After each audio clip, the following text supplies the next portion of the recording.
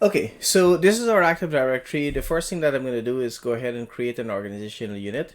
So let's assume that we are just building our Active Directory, and this is the first domain controller that has been added into this Active Directory or into this into our domain.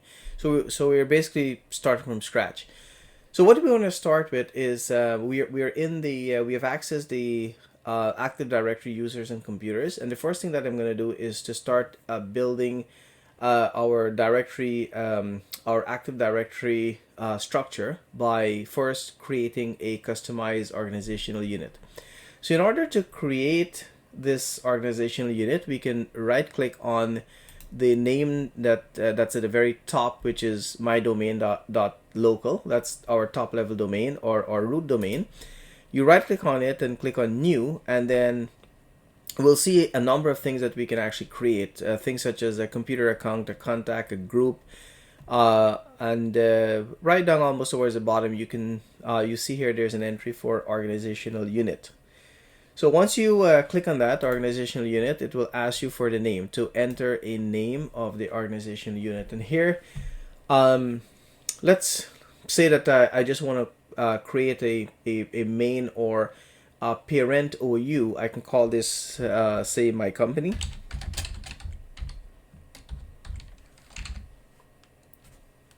Spell it wrong. So my company OU. Okay, so this will be my main organizational unit, and below this now I'm going to create additional OUs based on how I want to organize my objects. Now you'll notice here that I have a check mark in a box that says protect container from accidental deletion. Now this is like a security feature where the organization this container will now contain a lot of objects. Now when I create this OU or organizational unit, it will be empty. It'll contain nothing inside until I start, you know, the, adding objects such as user accounts. Now if you accidentally delete, let's say you have administrative right or administrative privilege on the network, and you accidentally delete this organizational unit, it means that all of the objects in that OU can also be deleted. So it can cause a tremendous amount of headaches and problems on your network. So you want to leave this protection here so that this OU will never get accidentally deleted. Okay, so you click on OK, and now we see that it appears this my company OU appears at the bottom here as an entry. Okay, so in here we can create sub OUs or child OUs in here. And in order to do that, we just right click on the OU and then click on new, and we can choose another OU that we want to create. So here we can call an OU computers, and this OU will contain our computers on the network. Now we can further divide this based on the say we can subdivide this into departments, or we can subdivide it into different categories. But just for the purpose of this lab, I'm just going to keep it simple with just a couple of OUs. But in large organization, you will have more defined organizational units, perhaps by location or perhaps by department, depending on the size of the department and the number of objects that will be in those departments. In this case, I'm just going to create a couple of organizational units and separating them, calling one computers and another users OU. So this one can be called computers OU, where all my computer accounts will be stored. And I can create another OU now called users OU. Here.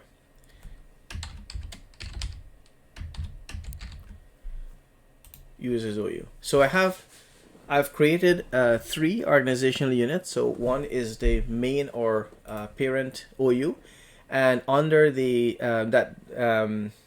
under that main organization unit, I have two other OUs that comes under this main organizational unit. As we join computers to our network, those computers will by default be stored or registered in this folder called computers. We can now move our objects around. We can move any object from one location to another location. So we can move it if we have a computer that joined the domain. That computer will normally be registered or stored under, by default, under the computers folder that you see here. But that is not an organizational unit. That's just a default folder. If we now need to move that account, we can just drag it and drop it, or we can right click on the object and actually move that into our computer's OU. The same with users. We can, in the users OU, here we can now go ahead and create our objects. So let's go ahead and create our first object, which is called, let's go ahead and create a user. In order to create a user, two methods are available from within the Active Directory users and computers. So we're in I've highlighted the organizational unit that I want this user to be a member of, or to be stored in. I can right click on the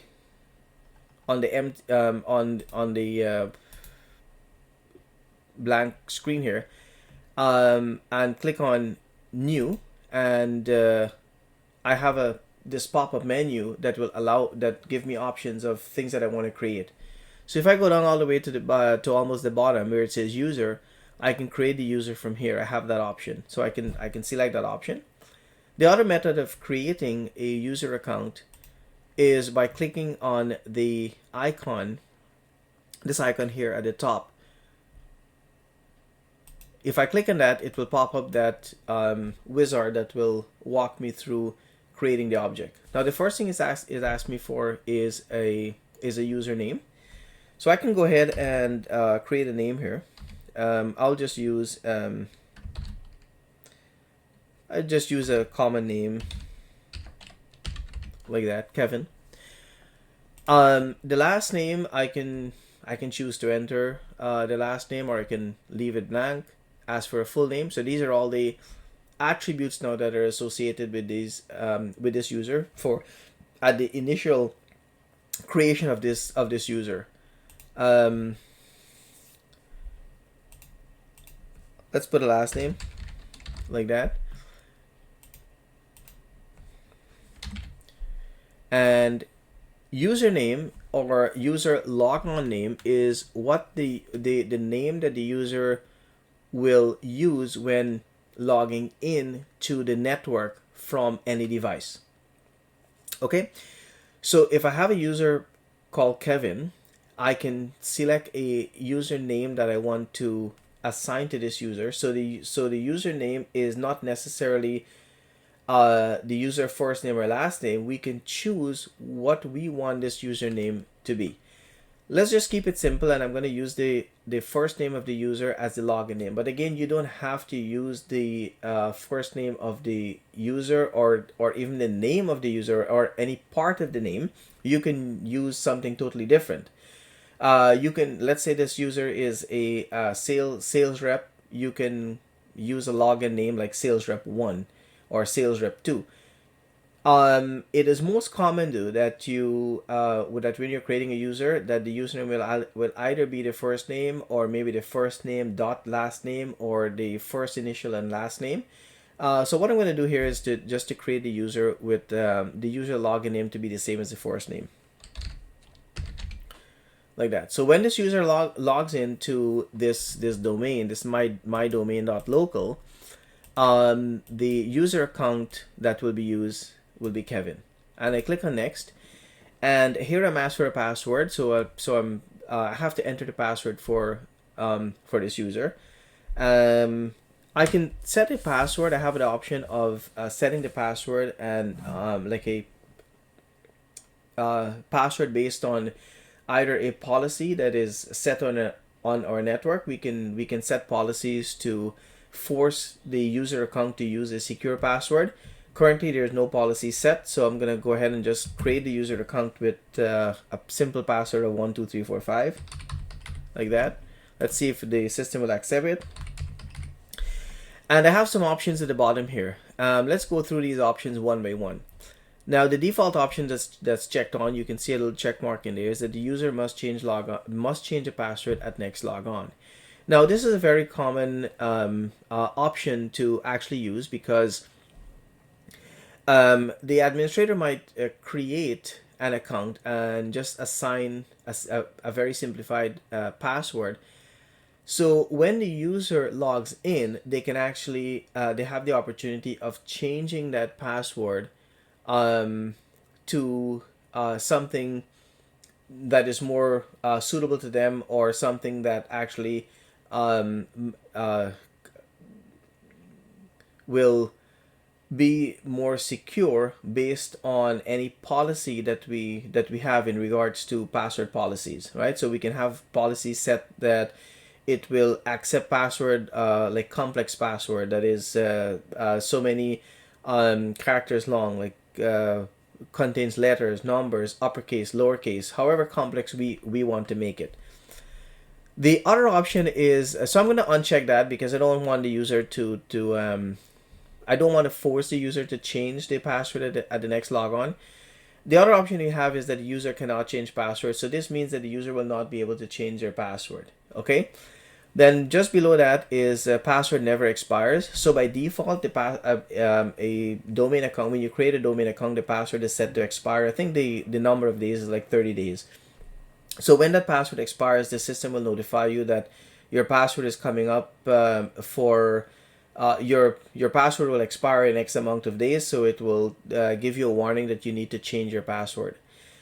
The next option is the account is disabled. So this option here allows the account to either be enabled or disabled. Once the account is disabled, it means that the user will no longer be able to log into the system. Once the account is enabled, the user account is valid and they can certainly log on to the system. This can be a very useful option if there's a user that left the company or perhaps on vacation and you don't want them to access the system during the time of vacation, or a user has been sort of suspended, or whatever the case is. There can be multiple reasons. But disabling an account will basically disable the account so that the user will not be able to log in and access any resource on the network. So we'll go ahead for this lab example. I'm just going to go ahead and say that password never expires. So it will not force the user to either change a password or reset the password after 30 days. So I just click on next to that, and it gives us a summary of that account that we just created. For example, the full name, the logon,